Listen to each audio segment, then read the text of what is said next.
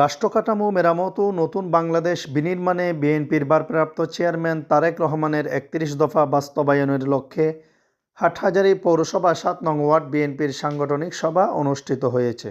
সোমবার ২ ডিসেম্বর রাতে চন্দ্রপুর এলাকায় এই অনুষ্ঠান সম্পন্ন হয়। উক্ত অনুষ্ঠানে ওয়ার্ড বিএনপির সভাপতি মোহাম্মদ জালাল উদ্দিনের সভাপতিত্বে প্রধান অতিথি হিসেবে বক্তব্য রাখেন চট্টগ্রাম উত্তর জেলা বিএনপির সদস্য ও হাটহাজারী পৌরসভার আহ্বায়ক আলহাজ মোহাম্মদ জাকির হোসেন। উক্ত অনুষ্ঠানে প্রধান বক্তা হিসেবে উপস্থিত ছিলেন হাটহাজারী পৌরসভা বিএনপির সদস্য সচিব মোহাম্মদ ওয়াহিদুল আলম।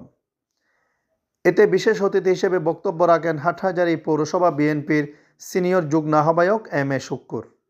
পৌরসভা বিএনপির যুগ্ম আহ্বায়ক আব্দুল মান্নান দৌলত, অ্যাডভোকেট মোহাম্মদ রিয়াদ, চট্টগ্রাম উত্তর জেলা ছাত্রদলের যুগ্ম আহ্বায়ক ও হাটহাজারী উপজেলা ছাত্রদলের আহ্বায়ক তকিবুল হাসান তকি, ৭ নং ওয়ার্ড বিএনপির সাধারণ সম্পাদক মোহাম্মদ আব্দুল খালেক।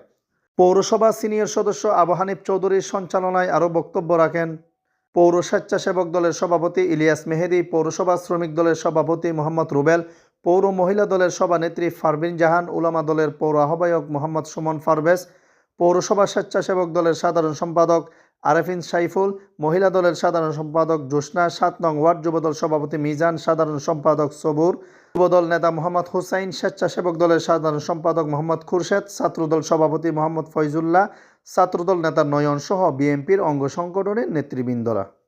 সময় বক্তারা বলেন, বিগত স্বৈরাচারের কোনো প্রেতাত্মা যেন বিএনপিতে প্রবেশ করতে না পারে, সেজন্য সবাইকে সজাগ থাকতে হবে।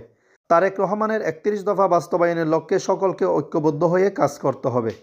দলের নাম ভাঙিয়ে কোনো নেতাকর্মীরা চাঁদাবাজি, দখলবাজি বা কোনো অপকর্মের সাথে না জড়াতে সতর্ক করা হয়।